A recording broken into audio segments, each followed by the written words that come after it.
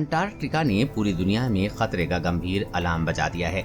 वैज्ञानिकों ने नई रिपोर्ट के आधार पर दावा किया है कि अंटार्कटिका में बर्फ की चादरें इतनी तेजी से पिघल रही हैं जो विनाशकारी परिणाम लाने के लिए काफी हैं।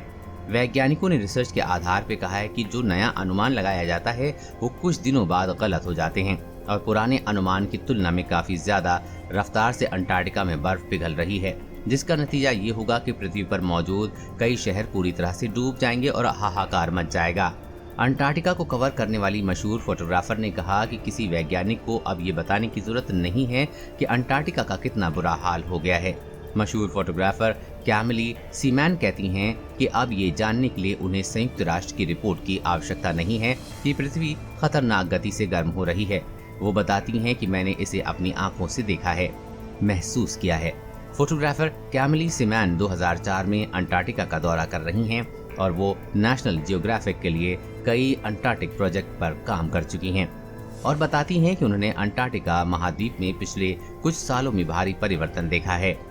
उन्होंने कहा कि पिछले 5 सालों में ही इतना परिवर्तन हो चुका है जो आश्चर्यजनक है। 50 सालों में स्थिति हो गई है बेहद खराब। WMO का कहना है कि पिछले 50 वर्षों में अंटार्कटिका प्रायद्वीप पर तापमान लगभग 3 डिग्री सेल्सियस 5.4 डिग्री फ़ारेनहाइट बढ़ गया है। इससे बर्फ पिघलने में काफी तेजी में वृद्धि हुई है, जिससे वैश्विक समुद्र का जलस्तर तेजी से बढ़ना शुरू हो गया है और दुनिया भर के जितने भी समुद्र से सटे हैं उन शहरों के समुद्र में डूबने का खतरा पैदा हो गया है। संयुक्त राष्ट्र ने पिछले हफ्ते ग्लोबल वार्मिंग को लेकर जो रिपोर्ट प्रकाशित की है उसमें ये कहा गया है कि दुनिया भर के समुद्री तटीय शहरों पर डूबने का खतरा मंडराने लगा है और अगर इसे रोकना है तो फौरन कई कदम उठाने होंगे। ग्लोबल वार्मिंग को फौरन कंट्रोल करना होगा। विनाश की शुरुआत।